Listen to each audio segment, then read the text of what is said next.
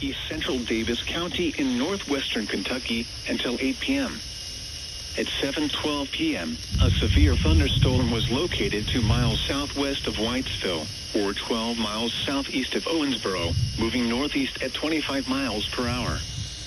Expected hazards include 60 miles per hour wind gusts and quarter-size hail. This is a radar-indicated threat. The following impacts are expected. Hail damage to vehicles is expected. Expect wind damage to roofs, siding, and trees. This severe thunderstorm will be near Whitesville around 7:20 p.m. Other locations in the path of the severe thunderstorm include Knoxville. Repeating, a severe thunderstorm warning has been issued until 8 p.m. for the following county: Davis, Kentucky,